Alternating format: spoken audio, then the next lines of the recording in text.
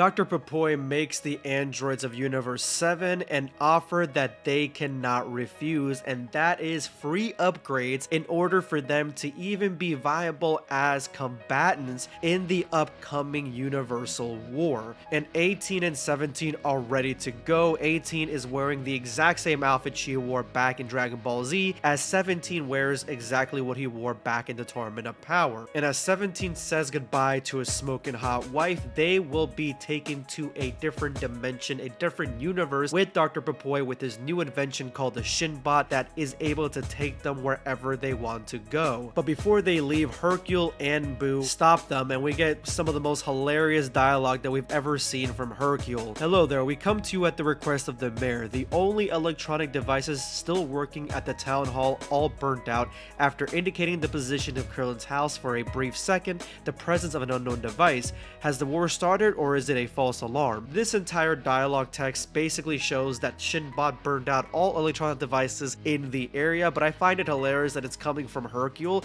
Like, I can't imagine Hercule's voice reading all this dialogue, so it seems a little bit far-fetched to me. But after Hercule introduces himself as the strongest person on the planet, he gets completely sidetracked and loses sight of the mission after he gets a glimpse at Crystal, the supermodel star that is standing right before him, who is 17's wife. And Hercule is about to risk it all trying to mac on 17's waifu. But as this is going on in the background, Boo becomes curious as to what the hell Shinbot actually is. Is it a toaster? Is it an air fryer? Is there food inside? What is this thing? Well, there's only one way to find out, and Boo eats the entire Shinbot. This inadvertently turns on the teleportation, and 18, in a really badass scene with great artwork, decides to try to stop him before it's too late.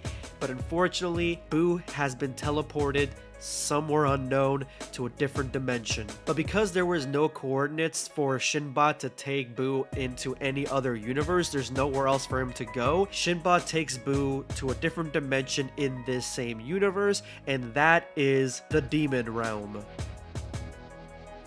We are almost there. 400,000 souls are within our grasp. We are about to complete the 400k mortal plan. If you love Dragon Ball, whether it be fan-made or official release, subscribe to the channel, turn on notifications, and get us over the threshold, guys.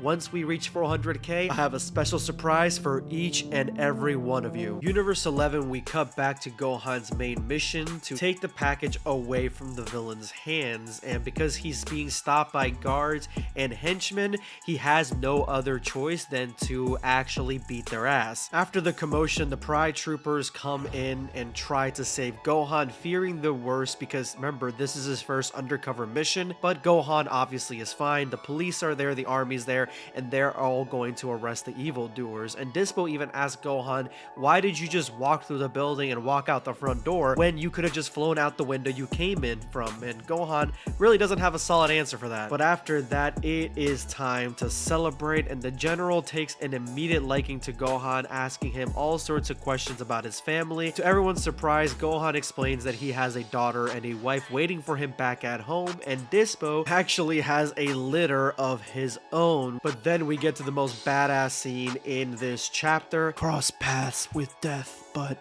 the current between us wasn't very strong, so I decided to come back. Trunks and Goten's training has reached a standstill. They really haven't gotten any further in synchronizing themselves with Whis' help. But being the sons of Saiyans like Goku and Vegeta means they cannot give up, and they continue to meditate and try to find some balance in between themselves. They enter their deep subconscious, where they originally saw this door in the last chapter. But now it's not just Goten who sees this door, Trunks sees this door as well. And in the reflection of the door, they see Gotenks. They both realize that they see Gotenks in the reflection of the door, but they cannot see each other. Only for a split moment in the door can they see each other. So they come up with a plan to synchronize their movements, that way they can become complete balance. And this opens the door which leads us to Gotenks. They both see him and meet him as an actual person. Whis had told them once once they opened the door, they would be face to face with their demons, but it looks like their demons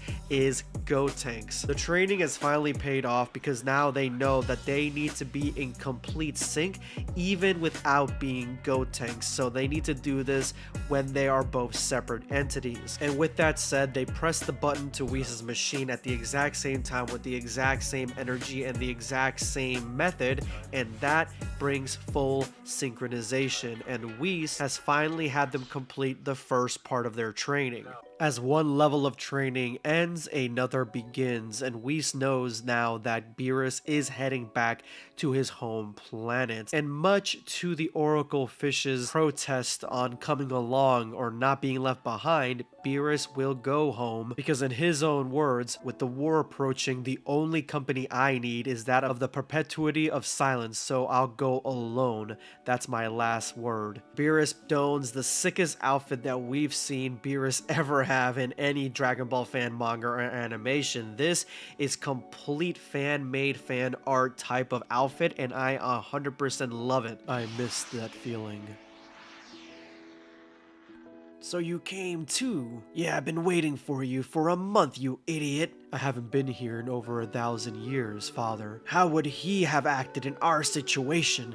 This whole thing gives me a headache. It's sure that he'd do much better than you. Speak for yourself, asshole. You are entering the second stage of your training. You must now unlock your godly potential. It is a necessary step to reach stage 3 of your preparation, godly key.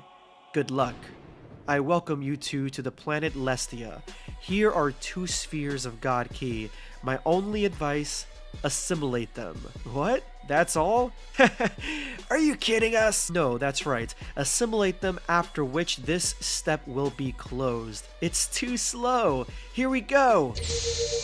Bearable. Oh, perhaps I should have warned you. Apart from your fathers, no mortal has survived these spheres for several million years.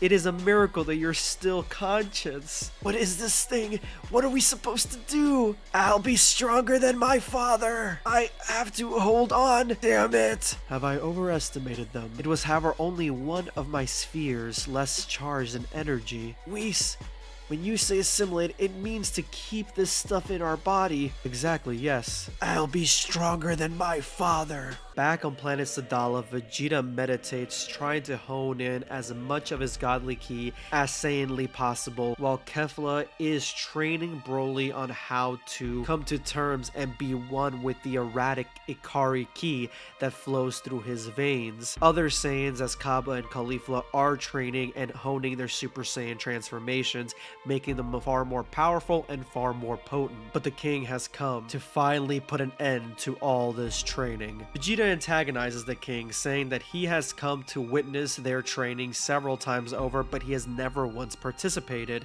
and that is when the king demands them to leave. They must leave the planet at dawn. He has had enough of the Saiyans. Vegeta resists, but the king sets his guards on Vegeta, who easily throws them away. But as Vegeta instinctively goes to strike the king, he stops himself in mid-punch, realizing he cannot harm the monarch of this planet. But with one mighty blow, the king has no problems dealing Vegeta a severe and mighty blindside. The king deems these people traitors to the Saiyans.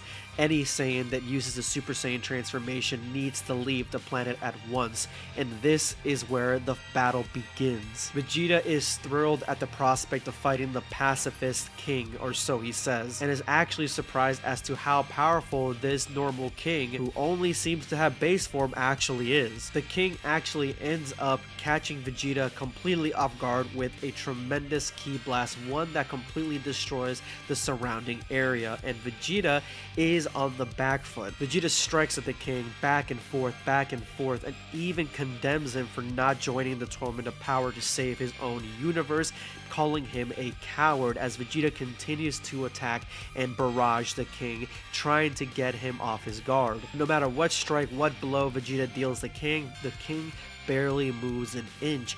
He is like a boulder that that is able to catch Vegeta off guard again and again by using unpredictable fighting tactics. This is not the King's first rodeo, but even when Vegeta deals a vicious and to anybody else deadly blow, the King brushes it off and flings Vegeta back to the ground. Vegeta is not welcome on the planet anymore. The King wants him gone. The King uses a deadly barrage of ki, one that Vegeta has been planning for the entire trip. First time in any combat, Ultra Instinct Omen, only for a split second. And with the complete and utter evasion that Ultra Instinct affords him, he is able to dodge every single ki blast and march right up to the King's face, mid-transforming into Super Saiyan. The King collapses after seeing the Super Saiyan transformation. This is something that he was not ready to confront, not in front of all his subjects, but the subjects are now wondering whether Vegeta is the king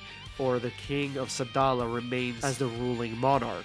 The King explains that in the midst of the battle with the previous king, he transformed into a Super Saiyan for a moment, but because he transformed into a Super Saiyan, he could not control any of his abilities, could not control any of his rage, and so he ended up destroying many different countless lives in direct or indirect combat. He is ashamed of everything that he did with this demonic form that he himself did not want to go into. And so he carries shame and guilt for destroying so many lives all those years ago. But Vegeta explains that the Super Saiyan transformation is the transformation that is their legacy, their bloodline. It is not something to be feared. He was able to use this transformation to save many people, just like Kakumei transformed to save his universe. Vegeta says that the one thing that really changed him could be his family. That's one way to look at it, but the number one thing that he knows 100% is the reason that he changed from his old savage ways, and why the transformation in and of itself is not evil, is not demonic, and it's just who you are that exemplifies the transformation. The person that changed him was his rival, who became his best friend. And so with the spirit of Kakarot, he reaches out to the king and asks for a truce. Become brothers in arms, do not fear this transformation, and fight along with us because you are a powerful Saiyan. And the king shakes his hand, taking him up on that offer. And we end the chapter with Videl finally teaching Hercule how to fly. And that is the end of this chapter of Dragon Ball Kakumei. Subscribe for more content.